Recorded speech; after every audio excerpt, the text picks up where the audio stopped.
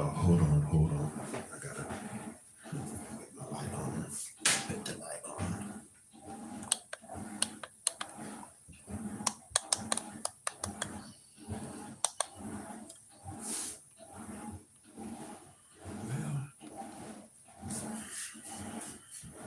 Well, all right, everybody. If y'all can hear me, if you can hear me, I'm only gonna be about. I'll be about 20 minutes. I'm using the mic. I'm using this mic, y'all. So hopefully y'all can hear me or whatever. So like I've said, y'all, squatter rights are being violated. Well, I feel in my heart. I know they're trying to clean up the crime. I do understand now to a certain extent about the squatter rights here in Shreveport, what they're trying to do to clean up the crime here in the city of Shreveport. But in my spirit, well, I'm talking about within me, um, I'm going to continue to speak out on this situation. I feel that all of us as people, as human beings, are entitled to the court system through the eviction process. It's a chance even for them voices to be heard. We can't totally disqualify people because they're still people. Many of these people are homeless, but then you got some who's messed it up for everybody for the squatter situation. So I'm understanding a little bit more now, a little bit better, I guess. So, but I'm going to continue to speak on it because I feel they have a right to see a judge. They have a right to stand before the eviction court and and give their voice their concerns. I mean, voice what happened. Don't nobody wake up one morning and say I want to go sleep in an abandoned house or an abandoned building. So there's so much in play here. I do feel there are some out there who is literally there are some who is messing it up for the good squatters. I know that sounds crazy and odd, but there are some who out there doing, whether it be drugs, breaking and entering, whatever they're doing. But I feel deep in my heart that, you got some that's actually trying to, um, you got some that's actually, you know, I guess they say they're seeking refuge or seeking shelter. A lot of these shelters aren't even dependable no more. You could, they let you stay in for X amount of days, but what they're failing to tell people from what these people are coming from these hospitals suffering with health issues, things of that nature. These aren't people just coming up into these shelters and just looking for a free ride. That's not their intention. That's none of their intention. No, there are some who may do it, but they can't judge every single homeless man and woman who go into these shelters. And then on the fact that they're charging shelter fees and rent, I do know that a lot of these shelters, everybody are government funded. But again, for first, let me say thank you for joining my YouTube channel. Leave your comments below, like and subscribe to my channel. Again, I am in the city of Shreveport, of course, Louisiana, Cattle Parish. I'm so used to saying counties to where just to hear the word parish, it keeps, I'm so used to saying counties. So, but of course, we're the only state in the union across the 50 states who still are operating under parishes. So that's where the Napoleonic law, civil code, the civil code law, which I've never heard before in my entire life, which is also allowing this corruption within our judicial system, allowing these officials to continue, allowing these people to do what they do to us. I do understand. From what I've known, Louisiana is not a common law state, but they're saying it's a common law state, so it's operating under two different laws, which I'll have to get more research. I'll tell you all about that later. The whole laws here in the state of Louisiana are still operating under the old French laws. The old laws. They lied and they have lied repeatedly and said that they were no longer, but we do know they're still operating here in the state of Louisiana. They're operating under Napoleonic law. A lot of you all don't know what that means. I'm still doing much research, but again, I do feel squatters are entitled to go before a judge. And I'm not talking about the criminal part now. We do know what that is criminal, but I'm talking about give them a fair trial. Let them go before the eviction hearing. They can't find these property owners. My next objective would be for them to find the property owners. I do feel they need to find the rightful property owners to these properties, and I feel this will be a much smoother transition for the squatters. The fact that they're arresting them, I don't feel that's the solution. People here in this city or one mindset with, oh, just go out and arrest them. No, you really got some people out there that's really hurting, that's really struggling. I mean, don't, again, as I've stated, these people are seeking refuge, sleeping on park benches and city bus stops and under trees, you know. And I feel too now, if these properties don't belong to nobody and there's no right to ownership, that's and to me, that would be sufficient, because I feel once that happens, you can't find any direct ties to a person who owns the property. Nobody is claiming, nobody lives there. The house has been abandoned, which of course we know that. So if you look into the court records or property records and you see nobody owns some of these vacant properties, that's what it is. Let them stay there. If long as they're being appropriate and not causing any mischief in the neighborhood or within the community, let them stay and have that property. But now there's laws with that. They can't just come up in there and claim the property. They have to have lived there for up to 30 years. Here in the state of Louisiana, it's called adverse possession. They have to live in these vacant properties for up to 30 years before they can claim it as their own. So I feel squatters, or some of them are, I do feel, are committing crimes, but all of them are committing these crimes. But see, like they say, one bad apple spoils it for the bunch. But I do feel they deserve a chance. They go before the judges and go before the courts. I'm talking about an actual eviction hearing. You know, we do know probably the outcome of what that will be, but at the same time, they were allowed due process, and the due process is a law. It's mandated here in the state of Louisiana, that we are all of us as citizens are entitled to due process. Um, these are our rights. These are our rights, and that we are all entitled to due process.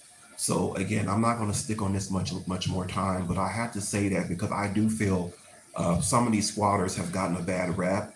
I feel that a lot of them are not get. A lot of these squatters aren't um, committing these crimes. That's what the Shreveport, Louisiana police are saying. I feel that only, again, as it all goes back to, only the property owners are able to file evictions. They have to file evictions. There are actually, what people don't understand, what some people not understanding, which I'm trying to explain. These people, if they've been in those empty houses or vacant properties for X amount of days, um, they're actually considered tenants. So wouldn't you want a fair chance? I know I would, or anybody would, wouldn't you? Right. So, we're all entitled to what they call due process, and that's for anybody. That's across the that's a law that's across the nation. Due process is what they have in the judicial system and in the court system. So I feel this will be a smoother transition for the squatters, and I don't even like to use that term. They're people, they're human beings, they're individuals who are going through some of probably the most darkest days of their lives. Not to mention the homelessness, don't know where they're going to lay their head night after night. Many of them can't afford hotels. And even with motels and hotels, that gets to be very expensive, y'all. So we have to look at this from all different spectrums. Look, these people cannot afford hotels. They can't afford motels. So where does that leave them? In the streets, homeless. Some of these people have no communication with the outside world, meaning they don't have cell phones where some people can just get on their phones and call for assistance or call someone to come get them, or whatever the case may be. A lot of these homeless people don't have phones, though there are some that do. But for the 20% of them, they don't have cell phones. Some of them don't. So that hurts me even more. To know that to know that these people, or these homeless people, are walking the streets at 2, 3 o'clock in the morning, nowhere to go, sleeping where they can, and pray for their safety that nobody robs them or kills them out there. So it's very dangerous. It's extremely dangerous out there late at night, especially when you're out there alone. They're searching for a place to stay. Squatters have rights, and unfortunately, these people don't want to believe that. Some of these people here in Shreveport and across the nation don't want to believe that. I'm talking about people don't want to believe that. Some people are determined to take these rights. They're determined to take away their rights. And that's not right. I do feel that we're all deserved, we're deserved due process rights, and we're deserved all of that, so and again, let me also send out shots out to my nephew Taiwan. I love all my nephews. I love all my nephews, nieces, and everybody. They uncle. So I'm staying on my YouTube channel tonight. I love you guys. Hope you all are blessed and y'all are doing okay, and living y'all's lives. And y'all pray for me. I'm doing good. I'm doing better. I'm not in the state I was. I mean, not nothing wild or crazy or nothing. But when I say I was not in the state, I'm no longer in that state. Meaning, um, I feel more comfortable. I feel much more happier, much more better in my spirit. I know God has been taking care of me for the last 3 months. I'm talking about for as Him taking care of me. He takes care of His own, and He's opened up doors for me that I can't even explain, which is amazing.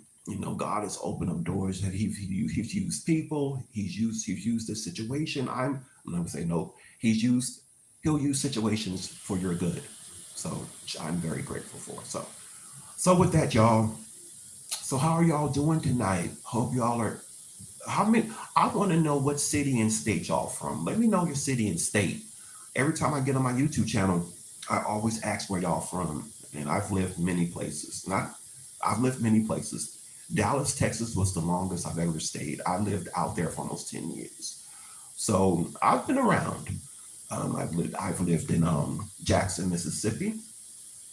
I won't ever. Lord, now that was an experience. But did nothing bad or nothing happened to me.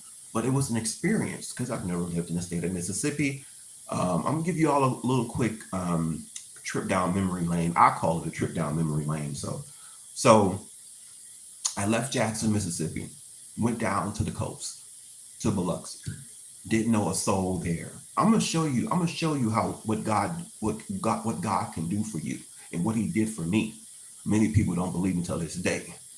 He protected me. He kept me. I was in a town, didn't know nobody, unfamiliar with my surroundings. I didn't know what Biloxi, Mississippi was, y'all. I went on my own to Biloxi, Mississippi, didn't know nobody. But yet he kept me through my travels. I say it was my travels. I'm trying to get a better word for it because I wasn't traveling. That's not vacation to me. That wasn't a vacation to me. So my wording would be traveling. Um, I was looking for my destiny. I was looking for a goal. I had a mission, but it was a positive mission. Um, where did God want me to be? Where does He want you to be? Where did God want me to be all those years ago in the early 2000s, mid 2000s? Where did He want me to be? And it wasn't in Louisiana. Of course, we do know that. But I came back here. God does everything for a reason. Let me start off by saying that, but it's a good thing. So so yeah, y'all keep y'all heads up. And I for some reason I can't see my comments tonight. I do apologize. I can't respond to anybody's comments. So I don't know how this is set up, but I am on my YouTube live, trying to see if y'all are leaving comments. I can't see any of them. So I'm gonna have to go back and see what's going on. So, but I can't see my comments, but I can get to them after I get off this live. So yeah, y'all. I love you guys. Let's continue to support each other's YouTube channels. Let's build up our subscribers. I'm gonna be doing more content this weekend. And I'm going to be giving, I will be giving you all kind of my life story. I'm not going to share too much on the live because a lot of y'all are already familiar with my situation or know enough what's going on in a good way. So, so I'm very grateful. I'm very grateful. I can't tell you enough how God has kept me through all these years. I mean, like I've said, I've lived in unfamiliar towns, unfamiliar cities. Anything could have happened to me. But He kept me, and he sent God's people. I was always surrounded with God's people, with people of the church or with his people of the faith. God kept me around those people. God kept me around those people, around his people.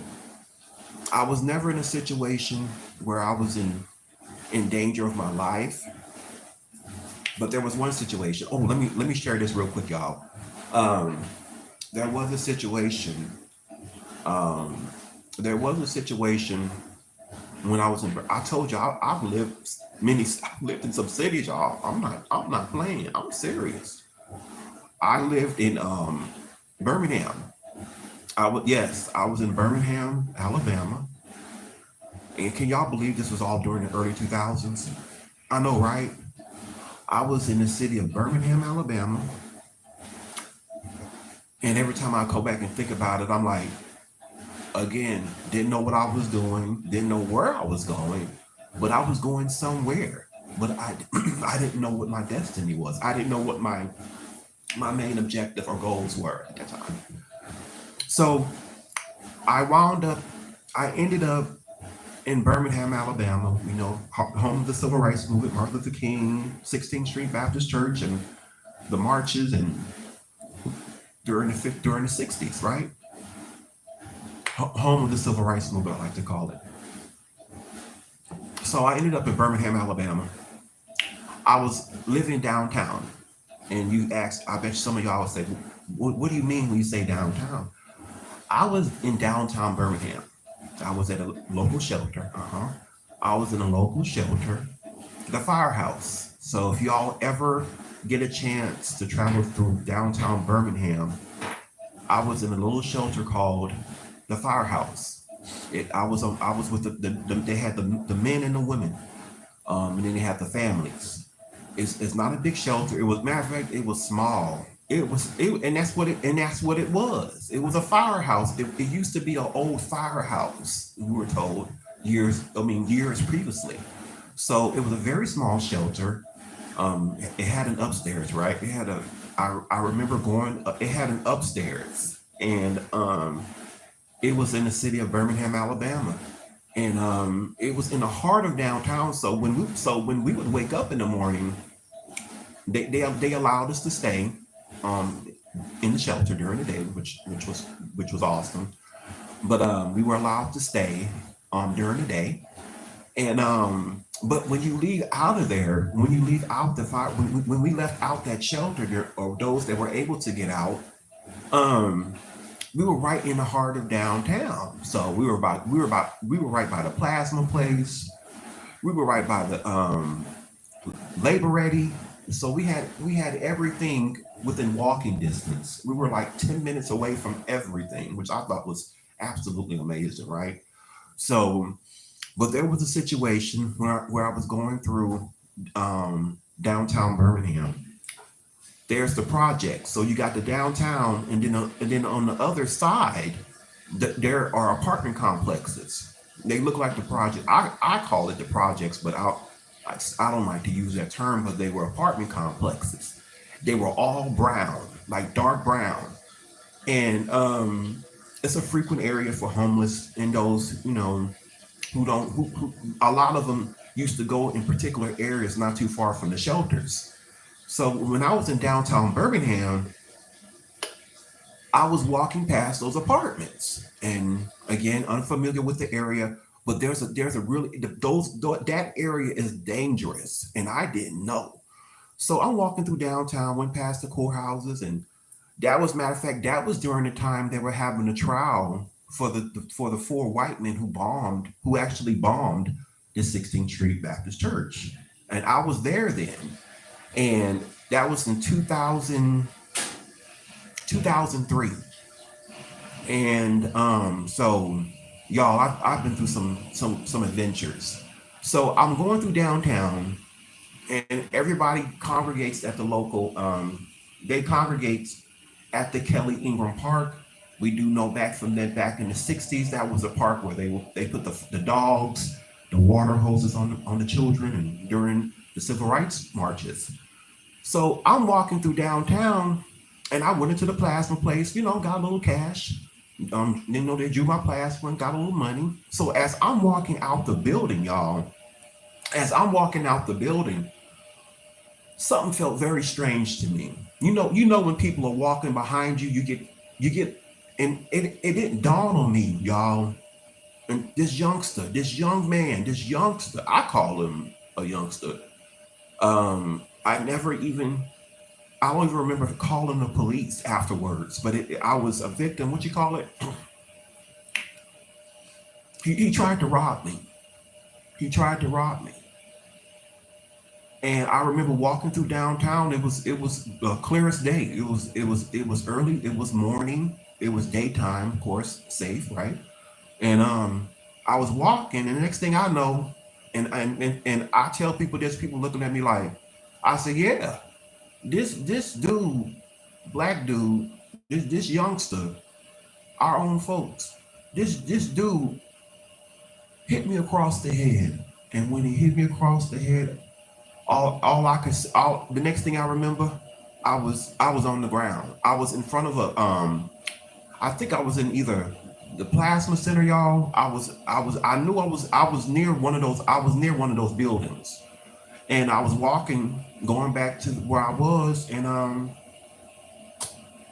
just went into a daze. I don't All I remember was I got clocked across the head, got a drink of water, came out that building, no more than about a block and a half. That dude hit me across the head. Like, I don't know what happened after that. I was in a daze. I was on the ground. They said, from what the people said, I was hit with a metal object. I know it was an object because I felt the tip of it going to my head. I felt the tip of it going to my head. I could have been killed, y'all, in the city of Birmingham, Alabama. I could have been killed. I could have died right there on that sidewalk because the amount of force he used.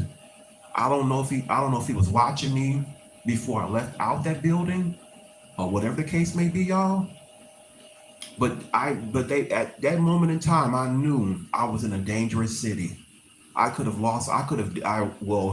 died on that sidewalk because the amount of force he used, I couldn't even compare it. It was like getting hit by a diesel, by a truck at 60, 70 miles an hour. Yeah.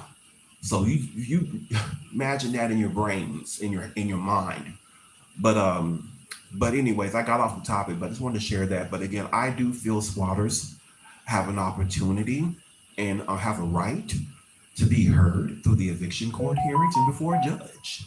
Yeah, we're sleeping in vacant homes. Yeah, a part of it is wrong. I agree. But all of them aren't like that. But like I said, one bad apple spoils the bunch. I'm gonna do a 30-minute live, y'all, and that's as much as I'm gonna do tonight. But I'm gonna be doing this every day and building my content. I said I'm gonna drop 3 videos a day, y'all. Now I can do some skits. I'm really good with skits, so I can do some theater stuff, comedy stuff. So I'm gonna be doing that when I get off this live. So and kind of build up my videos. But so I'm gonna be on here about 8 more minutes. Like I told y'all, I stick to my word. I'm real quick with my videos. No extended time frame, just whatever. But anyways, y'all be safe out there and remember to continue to fight for justice in your local cities and state. Um, get in contact with your legislation to get laws and policies changed within your local counties. We do need stronger police form here in the state of Louisiana, and not only that, they need to drop and end qualified immunity. These police officers are using qualified immunity as I don't even know what to call it. They're hiding behind this. They basically can beat us, kill us with no recourse, with no penalties. So we're like sitting ducks, and I'm gonna put that out there. We're sitting ducks, and then racism is bad here in the state of Louisiana. No, it ain't went away nothing. But here in North Louisiana, especially, y'all be careful out there because I was a victim twice back in March. In the Highland area. We have a local area here in the high. It's called the Highland area, and it never made the news. And I called the news stations. I called local pastors. Nobody even nobody even called me back. So this is what we're dealing with in this city. The complacency, people not caring coming from within our own black community. They don't care about each other. And when I told them that I was a victim of a racial hate crime, I was all kind of niggas and all kind of racist names, y'all, and it was pretty bad. But I was not injured. I wasn't. They didn't throw nothing on me and or bodily hurt on injury, but it was enough for me to call the police. It's just how bad it was. But so yeah, y'all. Um, so yeah, y'all.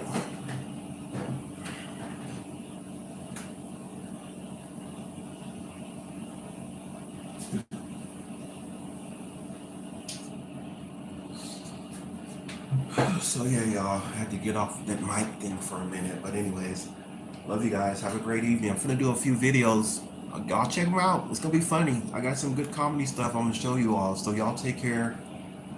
One love. Peace.